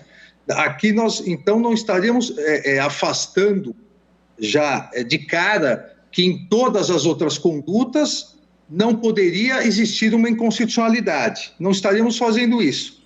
Mas estaríamos nessa conduta específica do caso concreto, realmente, que pode ser diversa de outros, como foi dito pelo ministro Lewandowski, pelo ministro Luiz Roberto Barroso, a questão de um antibiótico, de um remédio para leucemia, realmente são casos muito mais graves. Nesses casos, nós manteríamos o preceito atual e, eventualmente, se uma outra repercussão geral chegar, nós analisaremos até, como lembrado pelo ministro Luiz Roberto, sempre dito pelo ministro Marco Aurélio, tentar sermos o mais minimalistas possíveis na repercussão geral. Então, também não me oponho a que fiquemos só na conduta específica que foi debatida nessas duas sessões, na conduta específica no caso concreto, deixando isso bem delimitado para que não crie insegurança jurídica. Na conduta específica X, nesse tipo penal, a pena é de 1 a 3 anos e multa. Nas demais condutas, por enquanto, permanece. Então, não me oponho a isso, presidente. Presidente, diante disso, eu então reajusto o meu voto e me comprometo a propor uma tese de comum acordo com o ministro Alexandre de Moraes para termos certeza de que pensamos igual, como agora acho que efetivamente pensamos. Se tivermos dúvida, a gente traz a plenário de novo, mas provavelmente conseguiremos nos entender. Portanto, eu reajusto para acompanhar o ministro Alexandre de Moraes, deixando claro que é a hipótese limitada à questão discutida nos autos. Sim. Presidente. Eu só queria lembrar... Papai não, ministro Edson Fachin. O presidente sempre fala por último. Vossa Excelência tem a palavra. Desculpe. Não, presidente. Tem a palavra. Vossa Excelência tem a palavra. Muito obrigado. Serei breve. Eu estou acompanhando os debates entre a tese do eminente relator e do ministro Alexandre de Moraes, que granjearam nesse colegiado a divisão das atenções, e agora também vejo que com o reajuste, creio que haverá aí uma zona de interseção comum entre o voto do eminente ministro Luiz Roberto Barroso, relator, e a divergência do ministro Alexandre de Moraes, que tem em comum o reconhecimento da inconstitucionalidade. Eu apenas estou reafirmando o voto que fiz pela constitucionalidade, pela diferença entre os delitos de perigo abstrato e do dano em concreto, para, no caso concreto, reconhecer ausente essa circunstância e absolver o recorrente, mantendo a opção legislativa, nada obstante a sua gravidade, mas mantendo a opção feita pelo legislador. E a tese que eu sustentei não tem esse enredamento argumentativo, porque não avanço no tema da repristinação, que é, no meu modo de ver, algo com toda a vênia que se apresenta como um caminho a não ser percorrido. Faço apenas essa observação, embora vencido, estou reafirmando o meu posicionamento, e se for votada uma determinada tese, como sempre, embora vencido, votarei pela congruência ou não da tese com a opinião majoritária. Muito obrigado, presidente. Pois não. Eu apenas, só para reforçar aquilo que o ministro Luiz Roberto Barroso trouxe posteriormente, o ministro Alexandre de Moraes, fazendo remissão a uma opinião do ministro Marco Aurélio, realmente aqui há necessidade do minimalismo pelo seguinte, porque o tema que está afetado à repercussão geral é apenas a discussão relativa à constitucionalidade do artigo 273 do Código Penal para aqueles que importam sem registro sanitário. Então, a tese vai se encaixar exatamente ao tema afetado pela repercussão geral, muito embora eu mantenha também ainda a minha posição no mesmo segmento que o ministro Edson Fachin acabou de assentar. Pede a palavra a ministra Rosa Weber. Senhor presidente, apenas para dizer que, como eu acompanhei o voto do ministro Alexandre de Moraes, né, poderia Vossa Excelência querer vir questionar se eu iria acompanhar no que, teoricamente, seria uma reformulação ou uma restrição.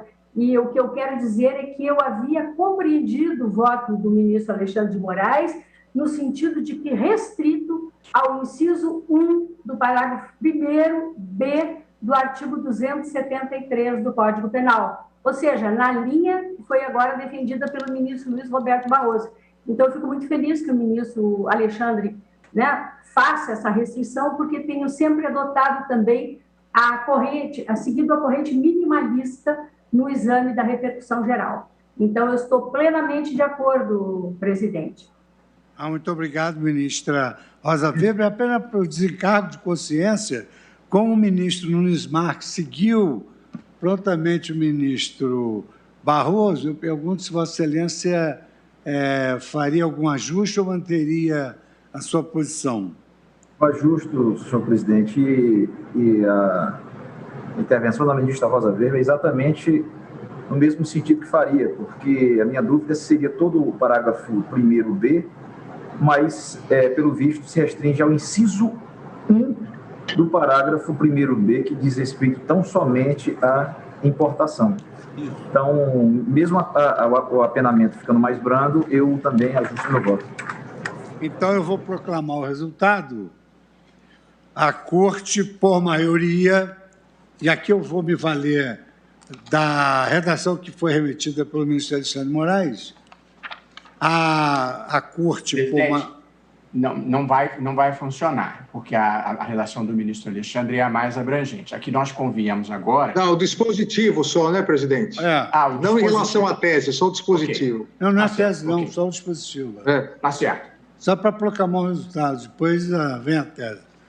Então, são 8 votos. Então, a Corte, por maioria, negou provimento ao recurso extraordinário do Ministério Público Federal e deu provimento ao recurso extraordinário de Paulo Roberto Pereira para, declarando a inconstitucionalidade do preceito secundário trazido pela Lei 9677 de 88, entre parênteses, reclusão de 10 a 15 anos, ao artigo 273, aplicar-se o efeito repristinatório com o retorno do preceito secundário em sua redação original, reclusão de 1 a 3 anos e multa a ser aplicada a todas as condutas previstas no artigo 273, inclusive o artigo 273 para o primeiro... Presidente, presidente,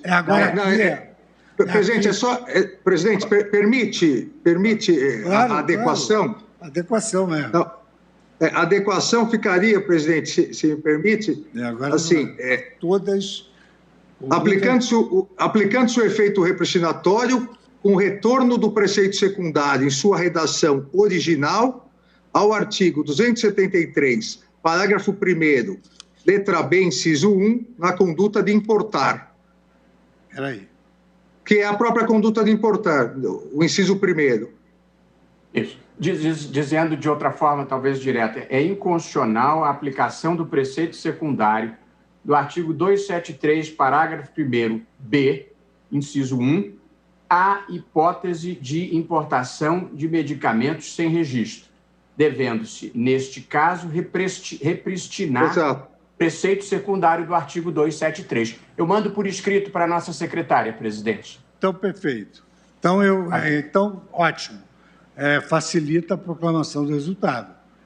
Então, a Corte, por maioria, negou provimento ao recurso extraordinário do Ministério Público Federal e deu provimento ao recurso extraordinário de Paulo Roberto Pereira, nos termos do voto do relator, que aí os senhores vão especificar... Os termos do voto reajustado do relator. A Vossa Excelência foi o relator. Nos termos do voto reajustado Os termos do voto reajustado do relator, vencidos os ministros Edson Fachin e Luiz Fux, nos termos dos votos já consignados, é o ministro Marco Aurélio, também nos termos do seu voto já consignado aqui em ata. Está bem assim? Ficou bem? Então, bom intervalo para todos. Foi de bom tamanho, presidente. Foi de bom tamanho. Então, são 16h15, em razão do horário regimental. Eu suspendo a sessão pelo tempo regimental de 30 minutos e muito obrigado pela colaboração nesse julgamento importantíssimo.